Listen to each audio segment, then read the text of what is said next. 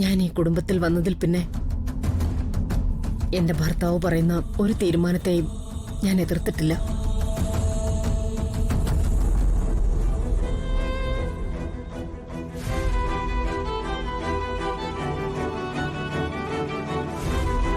കണിമംഗലത്ത് അങ്ങനെ ഒരു ശീലവുമില്ല.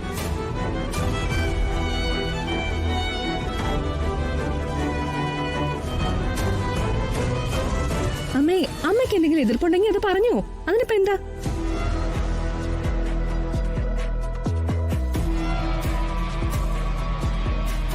വേണ്ട മോളെ, അമ്മയെ ബുദ്ധിമുട്ടിക്കണ്ട.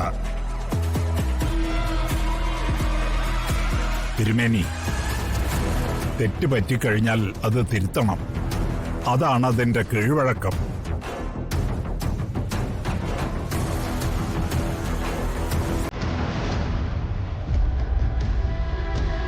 എന്റെ മകനെ ഞാൻ ഒത്തിരി വേദനിപ്പിച്ചിട്ടുണ്ട്.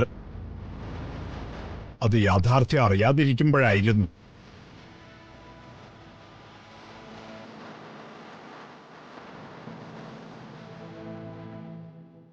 പക്ഷേ എല്ലാറ്റിൽ നിന്നും കുറ്റവിമുക്തരായിരിക്കുന്ന ഇവരെ ഇനി അകറ്റി നിർത്താൻ പറ്റില്ല.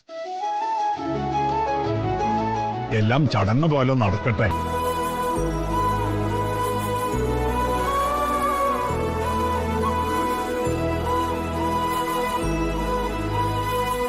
ഞങ്ങൾ എല്ലാവരും കൂടി ഒരു ദിവസം ആറ്റുവാശ്ശേരിയിലേക്ക് വരാം.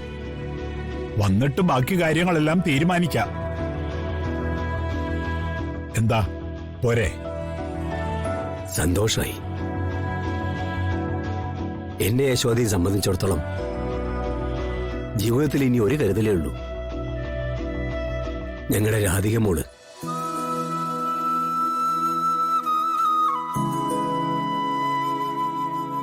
അവളെങ്കിലും സുരക്ഷിതായിരിക്കണം.